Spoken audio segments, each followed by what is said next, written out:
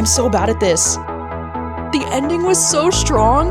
Hey, how's it going? Welcome back to my channel. My name is Gabby, and welcome to a reading vlog that's gonna be a little bit experimental. I've never done anything like this before. This is not an original idea on booktube. I've actually been inspired by so many other creators who I've been seeing doing this, but the idea is that I let a random color generator choose which book I'm gonna read next, which kind of sounds confusing, but I think it's gonna make sense as we go. I've actually been wanting to make this video for a few months now, but I've been a little bit intimidated because I'm not the most confident person when it comes to like art and colors and being able to decipher colors and like tell them apart from each other. You know, my sister is the artist in the family, and I am a creative person, but I feel like I'm creative in different ways. And so sometimes when I look at colors, it's really hard for me to be able to like match the colors. So maybe this is not the challenge for me. This might end up being one of the dumbest videos that I've ever made. But I figured I would use my Goodreads for help with this because I have about 450 books on my Goodreads want to read shelf. And I was like, there has to be at least one book that's going to match the colors that I spin for, right? So the color generator website that I'm going to be using for this video is this one called Colors,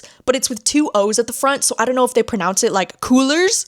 And anyway, this color generator spits out 5 different colors, as you can see, which is kind of crazy. I feel like most of the books that I have on my TBR, or like most books that I read, I want to say they usually only have like maybe 3 to 4 different colors on the cover at most. And because I'm really not good at this, and this is going to be very experimental, I want to try to find a book that at least fits into like 2 of the colors that I get. And so on this website, as you can see, it's just going to generate different colors. And I'm going to hit the space bar and see what we get. And I'm so scared. Okay, are we manifesting for a certain color to get first? I don't know, but let's do it.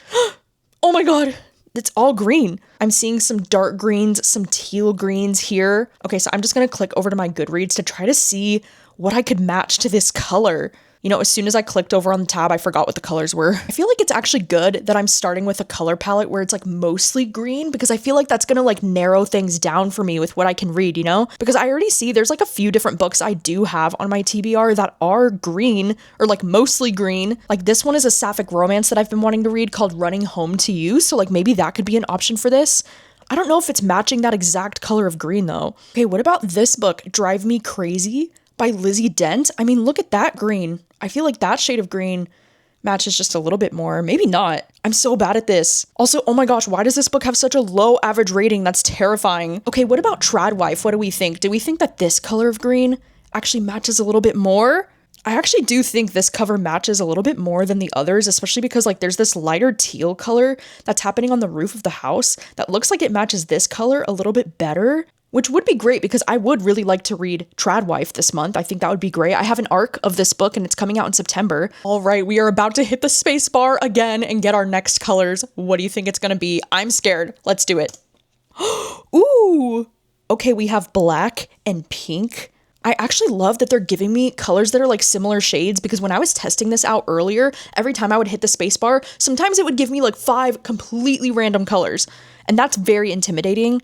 So I actually kind of appreciate this. Okay, so we have like black and pink. I feel like this color combination would give me a lot of options.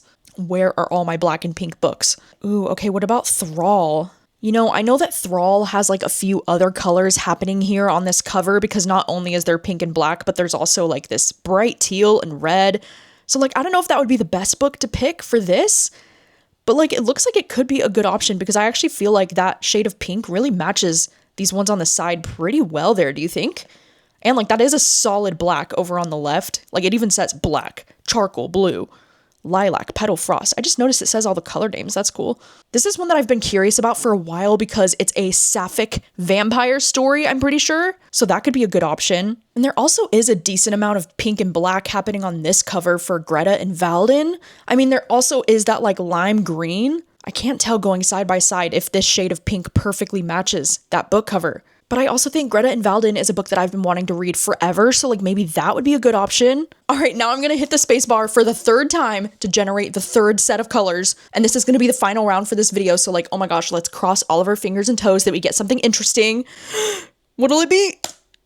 Oh my God. Okay, see, this is a little bit more overwhelming because we have black, we have yellow, we have this bright blue. We also have dim gray and platinum. Where do I even begin? Okay, I guess I'm gonna look for something that has this like yellow mustard and this Pacific blue. So we're looking for something kind of yellowish and kind of blue. Oh my God, look at that. 1-star romance. Do you think that could match? Wow, that like just popped up. I feel like that actually kind of I mean, I don't know if it matches those exact shades though. Like, do you think it actually matches that shade of blue? Like, not particularly. Okay, wait, Burnout Summer?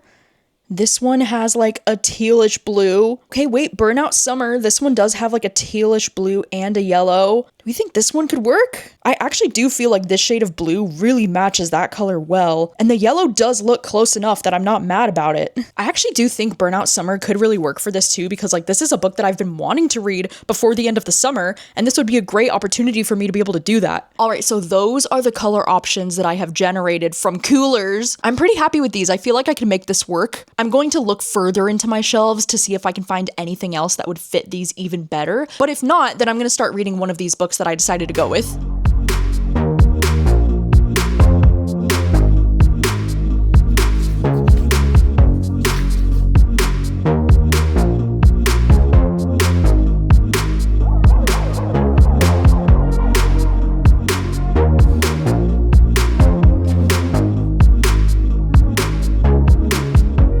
Hi, hello, it is now the next afternoon. This morning, I decided to get a head start with one of the books, and I was trying to figure out which book that I wanted to read for my green book pick. So my original plan was that I was going to read the first chapter or two from these books and try to figure out like which one I was most in the mood to read. And then I started reading the first chapter of Keep This For Me, and I just kept reading this book. And now I'm already 148 pages in, so I think this one is going to be locked in for my green book pick. And you know, like I said, I'm kind of bad with colors, so like I don't know if this exact shade of green matches those shades of green, but it's close enough at this point. You know, this is an arc that's been sitting on my shelf since last October. This book actually published last year, and I just never got around to it. And I know this is from the same author as Beneath the Stairs, which I actually can't remember if I ever read that one. I can't remember if that's one that I ended up DNFing like pretty early on, or if I never gave that book a chance. Like, I genuinely cannot remember. So this is actually my first book from this author, and I guess I was just really in the mood to read a thriller today because this book immediately just like sucked me in. So what I'm liking about this story is that we're following from 3 different perspectives and like 3 different timelines. So the very first chapter is this prologue that's taking place in 1993,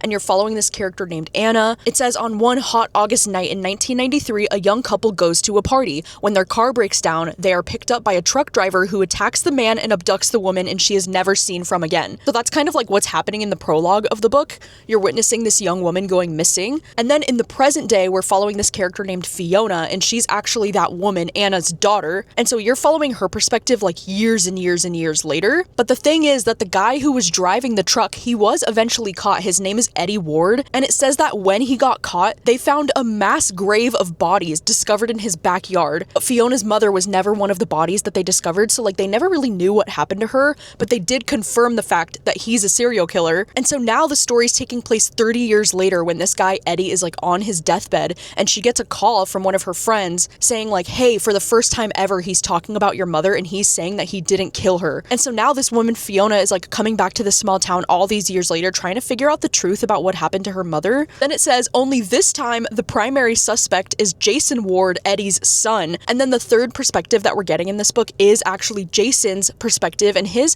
point of view is taking place in the early years of like 2000. So it is really interesting to get these 3 perspectives. I will say, out of the 3 perspectives so far, I do think that Fiona is like the most engaging perspective and the most interesting, because her perspective is taking place in the present day, and she's like trying to figure out the truth about her mom. And I feel like her chapters have been very fast-paced and very interesting. The pacing of this book is a little bit odd to me, because when we do get her mother's perspective, you know, back in 1993 when we're following Anna's point of view, I do feel like her chapters are a little bit slower paced, and her chapters feel more like they're about the struggles of like early motherhood and like her dealing with those kinds of feelings and the generational trauma that she's trying to avoid. And then same with Jason's chapters in the past. Like, I don't know how I'm feeling about Jason's chapters yet. I feel like some of them are kind of interesting, but then sometimes I'm like, I don't think this is necessary. So I do think Fiona's chapters are by far the most engaging. And I find that some of the flashback chapters, like, they're just feeling like they're a little bit too long. But so far, this story is absolutely flying so far. Like, there is something about this that is so readable, which is exactly what I was in the mood for when picking up a thriller. I'm almost at the 50% mark at this point, and I actually really do like like this author's writing. I feel like this book has been very atmospheric so far in this really small town, and I feel like this author's doing a great job at like building the suspense and like building the mystery. We'll have to see where the second half goes, you know, because with thrillers, like I never know how I'm really feeling about them until I get to the end, because I feel like so much of my enjoyment when it comes to like reading a thriller really depends on the ending of the book and like how much it's going to be able to surprise me. So I am excited to see what happens, and I'll let you know my final thoughts. I spent most of this morning just like reading this book in my bed, and right now it's just after 1 o'clock in the afternoon, and I just pulled up at the gym. So I'm going to continue reading this book today while I'm at the gym. I need to hit up the grocery store later too. And then later tonight, I do have Patreon reading sprints starting at 4, so I should be able to finish this book today.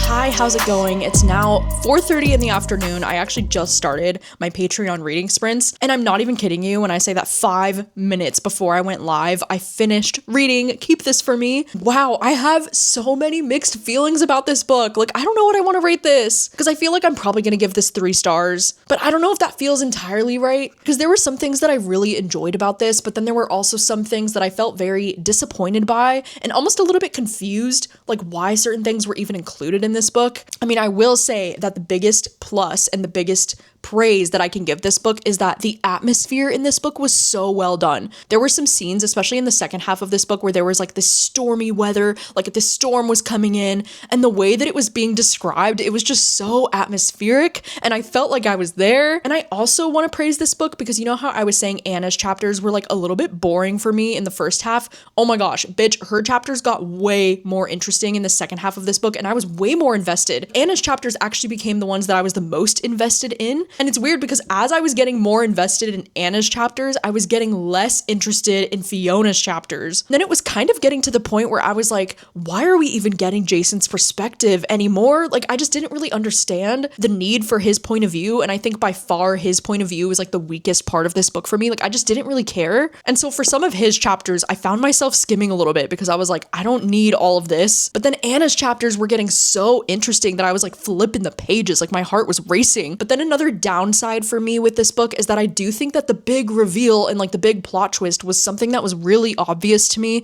So I wasn't that surprised or like that impressed with the ending of this book, which is a bummer. You know, I did notice actually on Goodreads that this book says that it's perfect for fans of Notes on an Execution. And I was like, okay, that's one of my favorite books of all time. And like, I don't know if I would personally say that about this. Like, I don't think I would make that comparison. I think the only reason probably why they're comparing this to Notes on an Execution is because of the whole, you know, serial killer type of storyline, but this book is not similar to Notes on an Execution at all. And I could see people rating this low if they go into it with that kind of mindset, because I'm like, Notes on an Execution is brilliant. And the whole reason why Notes on an Execution is so powerful is because you're reading about the story of a serial killer that's told through the perspective of the women who were closest to him in his life.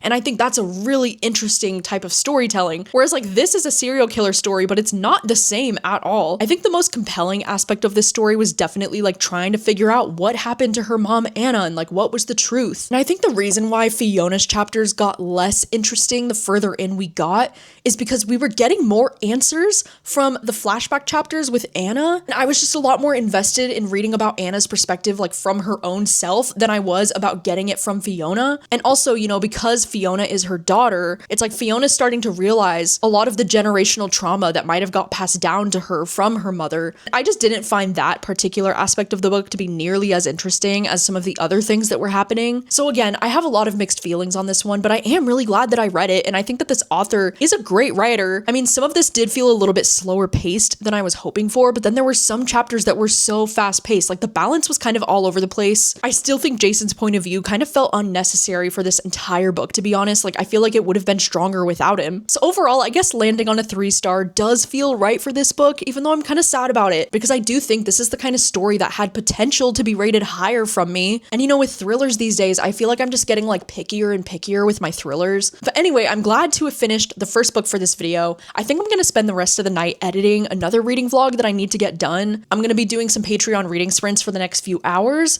And then I'm also gonna be watching Big Brother tonight with my mom later. Big Brother is going so well, by the way. Like, I'm really loving this season of Big Brother. It's been so messy and so chaotic and so dramatic, but like so fun. So I'm having a good time with that. And tomorrow I work all day in the bookstore. So I'm hoping that I can start on the next book, maybe during my lunch break tomorrow. Clouds roll by, glittering. I never thought they would let me in. A fading light, a distant call. The devil will never be welcome here at all. The sky is gray, I guess that's what it takes. Hello, hi, how's it going? I am checking in with a reading update because it's the 1st of August and it's been downpouring rain. Oh my god, it's actually kind of magical. It's not raining as hard right now. It's actually like let up a little bit, but like just about 20 minutes ago, it was downpouring against my car so hard. I'll include a clip here of the sound of the rain because it's actually pretty magical.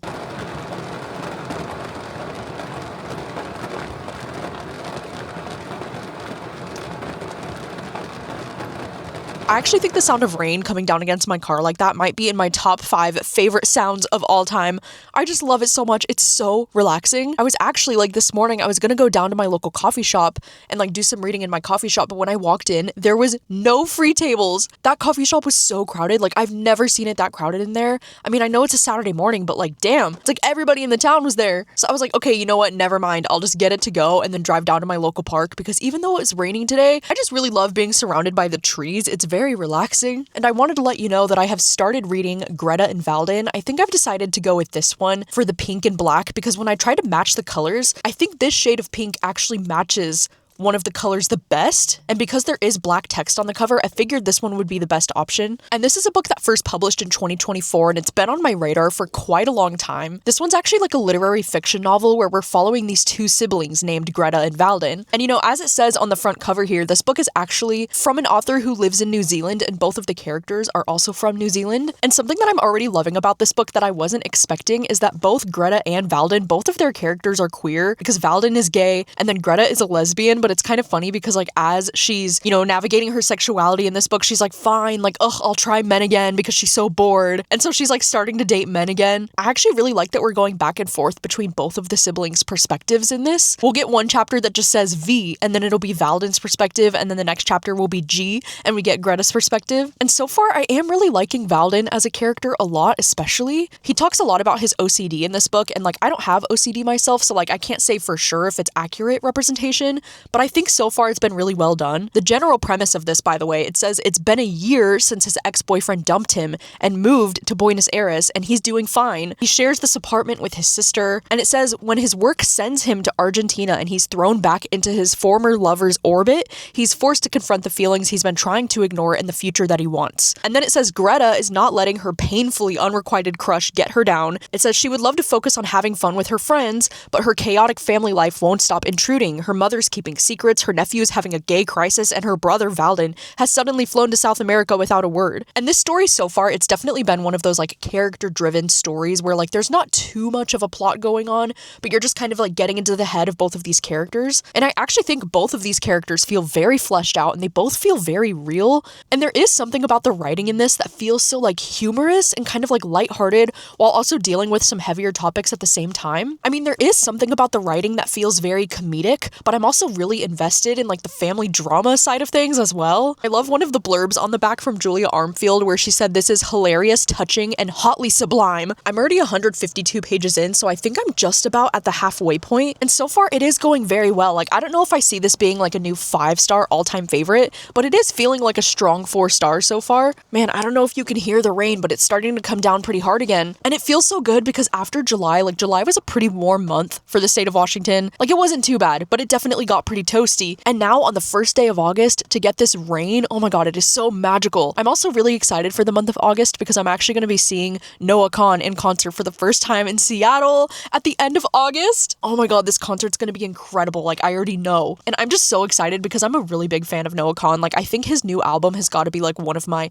top favorites of all time. The Great Divide, it is so good. I genuinely can't get enough of it. But I feel like music in general has been really good this year. I mean, Ariana Grande just dropped her new album like a few nights ago, and I've been so obsessed. I can't decide if it's my new favorite album from Ariana Grande because I think Eternal Sunshine might still be my favorite, but I love the song Big Feelings. Like, what a great song. And then also Bad Thing. Oh my god, I'm obsessed. But I really love the sound of this album. Like, I feel like the production is really good. I also really love the song Freak, and then the song Nowhere Nobody. Like, that has to be one of the most romantic songs that I've ever heard. I love it. And then I also still have been streaming Olivia Rodrigo's album like a crazy person. Like, I love that album. And of course, you know, like BTS also had their album that came out earlier this year that I've still been obsessed with. Like, there have been so many good music albums coming out this year. I am overwhelmed. But I still think Noah Kahan has been like my top favorite. Like, nothing has really hit me the way that that album has hit me. I think without a doubt, the song Staying Still is gonna easily be my #1 song on Spotify this year for streaming because I cannot get enough of it. Like, it's actually ridiculous how much I'm streaming that song. Anyway, that's my music update that nobody asked for. You know, one of the best things about when it rains like this is that there's nobody else at the park. Like, it is completely deserted here. So I think I'm gonna spend most of my afternoon just like sitting here in the car, listening to the sound of the rain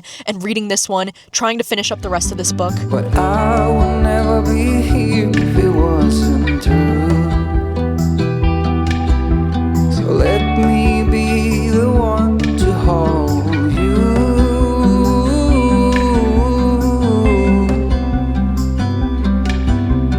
Do you feel our love is the only thing that is real?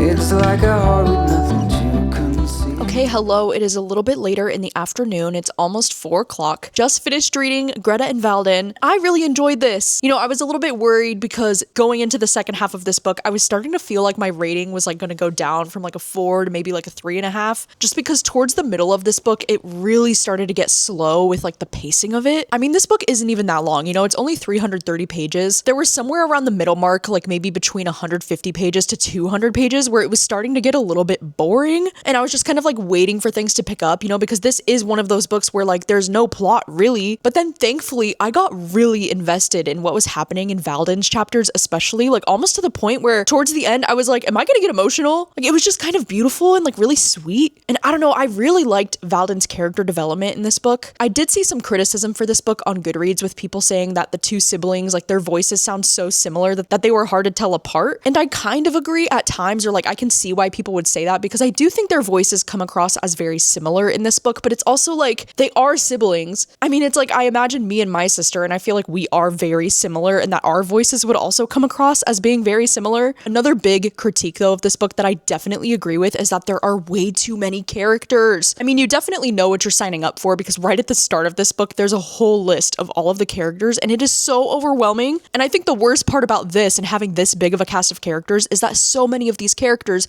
their names also start with G, like Greta. And then there's also a lot of V characters as well, like Valdin. There's even another character named Greta that they call the other Greta, just to make it more confusing. So I didn't love that there was such a huge cast of characters, and like as we get further into the book, we even do get the perspective of some of these other side characters, which I didn't really care for. I thought the story was much stronger when we were focusing on the actual siblings, like Greta and Valdin. Like, I didn't need all the other side characters. I understand why they were included, I guess, like some of them I understand, but because of those reasons, I was wanting to like lower my rating just a little bit, but the ending was so strong that I still want to give this 4 stars. I don't think that this was a perfect book, but I really enjoyed my time reading this today. I really liked the writing just in general. I liked following their family drama, and I loved the fact that both of these siblings were queer and that they were navigating like weird things going on in their lives. It was all just very interesting to me. So even though this book did definitely have some pacing issues and I think it had way too many characters, I'm willing to overlook those things because of how much I enjoyed the writing. And the brother and sister relationship in this I really enjoyed. So yeah, it feels really good to give a book 4 stars that's been sitting on my TBR for so such a long time. Anyway, it's a Saturday night and I don't have any crazy plans. I think I'm just gonna wash my hair and like order food off of DoorDash and like chill out for the rest of the night and call it a night. I've just felt so tired recently, and honestly, like the rain outside makes me just want to curl up in my bed and get all cozy and not do anything. So that's probably how I'm gonna spend the rest of my night. And then tomorrow I work all day at the bookstore, but I'm hoping that while I'm on my lunch break tomorrow, I'll get a chance to start reading the next book for this video.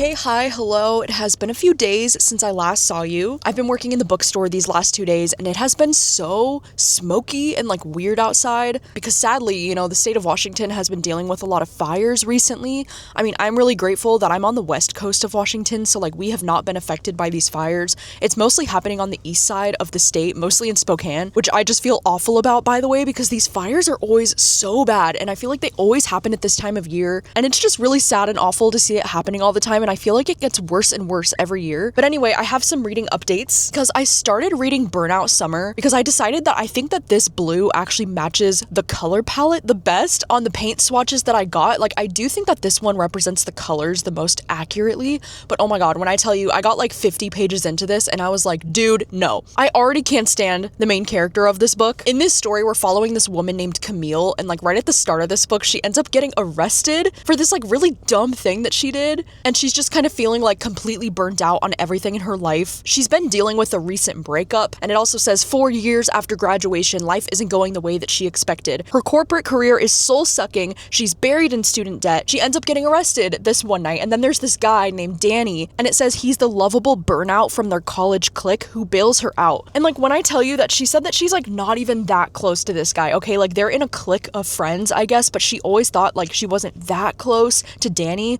but then Danny is the one who like bails her out. And it just feels a little bit like cheesy, I guess, and like maybe a little bit unrealistic, the way that this guy Danny is just like so whipped for her immediately, because not only does he like bail her out of jail, you know, but then he like immediately invites her to like stay at his place for like the whole summer. He's like, you can just like stay at my little like house by the beach and like you can just write your book. I don't know why this car is like really creeping in slowly next to me. He's like, yeah, you should just like stay at my house and like you can just work in my restaurant. And then she's like, what am I supposed to do about finances? And he's like, I can literally give you a loan. Like, bitch, please. I don't know, in my opinion, Danny immediately feels like one of those male characters who are like not real. Like, this is a fictional man because no real man would ever, but like in a way that's kind of annoying. Like, he just seems a little bit too eager. And then there's also something about her character that's coming across as like so juvenile and like so immature. So anyway, I decided that I'm gonna pass on this one because I'm just really not vibing with it. And so instead, this morning, I've started listening to the audiobook for One Star Romance. I ended up downloading this audiobook from Libro. This morning, I got about 50 pages into this one and I'm already liking this one so much more than I thought I was going to. So I'm really glad that I made the decision to switch to this one. You know, this book is an ARC copy that I've had sitting on my bookshelves since this book came out in 2024. So like it has been a minute since I read the synopsis for this book and since I remembered like what it's even about. But something that I'm loving about this book so far is that not only are we following a writer, you know, like our main protagonist, Natalie, she's a writer, which I always talk about how much I love following characters who are writers or authors. I just think it's so fun. But then also this book does involve a wedding as well because Natalie's best friend is getting married. And Natalie's best friend, by the way, her name is Gabby, which like how cool is that? Because I feel like Gabby is a name that is so rarely used in books, at least in the books that I'm reading. Like I almost never see my own name in books. So that was kind of a surprise. I was like, oh shit, okay. I actually really related so much, like right at the beginning of this book. We actually get a flashback that was like 2 years before, and we get to see when her best friend Gabby ended up getting engaged to this guy, Angus. And you know, Natalie is kind of experiencing this like internal crisis when her best friend gets engaged, and she's like, oh my god, like I know that I should be happy for her, but she has like a weird reaction. And she's like, now Gabby would talk to Angus first about everything. The moments when she came home from the office buzzing with fury, or alight with excitement over a successful pitch and needed to talk it all out. The moments when Gabby figured out the solution, the sheer force of her talent, so exciting that Natalie would get goosebumps. Those moments would now go to him. Gabby would still tell that about them, but they'd be the leftovers, the reheated version. She and Natalie would always be catching up instead of figuring things out together. And I was like, oh my god, that really hits, because I feel like that is, you know, like the harsh reality of like when your best friend gets engaged. And that's definitely a feeling that I've had before and that I've been a little bit too familiar with. It's that kind of sad feeling of knowing you're not going to be like that person's number one go-to when something happens to them. And I thought the way that it was said in this book was just so perfectly said, because that's exactly how it feels. And the love interest in this book is actually this guy named Rob, who she does meet on the night that Gabby and Angus get engaged. And like they kind of have this cute moment where she talks about how she wants to be a writer and he kind of is like encouraging her to be a writer. And then the main story is flashing forward 2 years later when her best friend Gabby is getting married and she's the maid of honor at the wedding. And by this point, she has released her first book, and she's kind of talking about how like awkward it is when like your family and your friends are reading this book that you wrote and like you're so proud of it. But then in the premise of the book, it talks about minutes before the ceremony, Natalie learns that Rob wrote a 1-star review of her new novel, which has them both reeling. And I'm like, wait a second, like that's crazy, because it's not clear to me if he knows that she's the author and he rated it 1 star, or if maybe he didn't realize it was her book and he wrote a 1 star. Like, I'm so curious to see how that unravels, because I'm only 50 pages in. I haven't quite gotten there yet, but so far I'm really liking the vibes of this. I'm really liking Natalie as a main character, actually. Like, I'm finding her to be so relatable, and I love the talk about her writing her novel. I mean, I'm still very, very early into this book, but it's going well so far, and I don't have much going on today other than wanting to finish this book. I actually just pulled up at my local Fred Meyer because I had heard that one of the cider brands that I really like, Angry Orchard, they were actually releasing this like limited edition thriller pack, and I saw it on TikTok and I was like, oh my god, I have to have it, because I'm not only, you know, like such a big fan of cider, like it's my alcohol of choice, but then also because it's August and it's basically Ogtober and I love spooky season, and I just bought it from Fred Meyer. Like, look at how cool this is. So this is a thriller pack that they're selling, and it's cider with 4 different flavors, and they're all kind of like spooky flavors. Like, we have one that's like a caramel apple, we have a blood orange, we have a mystery collar that has ghost face on it, and then there's one that's a headless pumpkin. And so I'm very excited to try these. It comes with 12 cans, and I was kind of surprised because this entire case was only like $25 or $26, which is honestly not bad. And it says right here, glow in the dark. So like, I don't know if that means the cans themselves are gonna glow in the dark. I don't know about you, but I'm very excited about this purchase. So I'm really glad that my friend Meyer actually had it, because when I was trying to Google like, where can I buy this? This was the only place that popped up that was selling it. So I'm glad that they still had it. But anyway, I need to go and run to Trader Joe's that's like not too far from here, because I have a lot of groceries that I need to pick up that are specific to Trader Joe's. And then I'm gonna be heading back to the house, and then later this afternoon, I do have Patreon reading sprints scheduled at like 2, which is in about 2 hours from now. I might also swing by one of my favorite coffee spots and pick up a little iced coffee on the way home as a sweet little treat, and I'll keep you posted on my thoughts as I'm reading this one.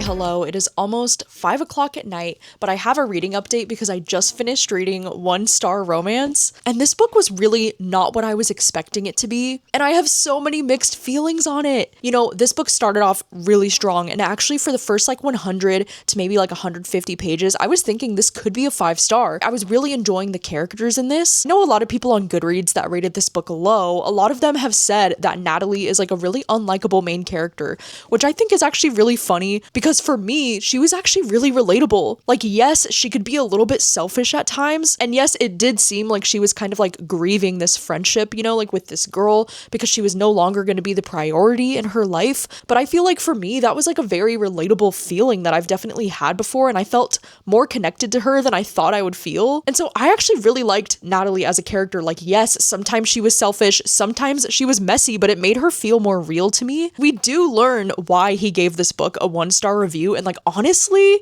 I feel like he's totally justified, and I feel like that makes it even more interesting because I'm like, oh gosh, like the drama is really interesting, and like the drama between her and this guy Rob, but then also her and her best friend Gabby and this guy Angus that her best friend is marrying, like it was all very interesting to me. It was very juicy, but then something that I wasn't really expecting with this book is that it ends up feeling a little bit more like literary fiction as opposed to a romance, because at the start of this, I didn't realize that this was going to be one of those stories that almost spans an entire decade. It's almost like these characters have this like will they, won't they situation happening for most of the story. It's like she'll have a boyfriend and then he'll have a girlfriend, and they're just like circling each other's lives all these years, and the story just continues to jump in every part of the book. We're jumping forward like a year and a half, 2 years later, to the point where the entire story spans almost a decade, which is really cool. It just wasn't really what I was expecting from this. It made the story have more of a literary fiction feel, especially because I don't think this book was as much about the romance between these two as I was expecting, because it really feels like this story is just as much about the romance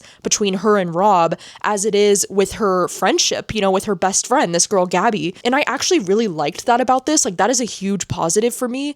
I loved the way the friendship between her and her best friend Gabby was explored in this book. I thought it felt so realistic, especially when you have, you know, like these two characters who are just at such a different place in their lives, you know, because like her best friend Gabby, she's like getting married and like wanting children, and like her life looks very different from Natalie's, and it's just getting harder and harder for them to be able to relate to each other, which I think is a very real thing that friendships go through. And so I really liked the exploration of that in this book, on top of the drama that happens in their little friend group because of this book that she wrote. I just thought it was very interesting. But then I guess my biggest critique of this book, or why I started to enjoy it a little bit less the further that I got into it, is because the tone of the book just gets so much more serious the further you get into the story, and it's almost like the romance in the story was getting like sidelined by these other plot lines that were going on. But I guess it's just like when you look at this book cover, you're probably expecting it to be like a rom-com or like a romance, but it really ends up being more of like a literary fiction book that's about this character Natalie and like this journey that she's on. You know, this book, it actually reminded me quite a bit of Into the Blue by Emma Brody, but I will say I think I enjoyed Into the Blue a little bit more than I enjoyed this one. But I actually think both of these books are very similar, not only because both of the female protagonists are writers in these stories, but these are both the kind of stories that span about a decade, and it's this constant slow burn romance of like will they, won't they, it's the right person but the wrong time. And then I also think that Into the Blue is another one of those stories that like it gets a little bit more sad and serious the more that you keep reading it. This book, instead of comparing it to other rom-coms, I would compare it more to the vibe of like Tomorrow and Tomorrow and Tomorrow by Gabrielle Zevin. Like it definitely has that kind of vibe to it. You know, I actually didn't even realize that I have read other books by this author before, because this is actually from the same author as The Daydreams, which is a literary fiction book, and everything else that this author has published has been literary fiction. So I feel like maybe this book just got a little bit mismarketed. You know, I had made the assumption when I was starting this book that people were rating it kind of lower because the main character was unlikable, which I was seeing a lot of reviews saying that, and I actually really disagree. I think Natalie's character was one of the best things about this book for me, and I just found her to be like weirdly relatable in a lot of ways. But I'm so torn on how I want to rate this, because at the end of the day, like I didn't end up caring about the romance very much,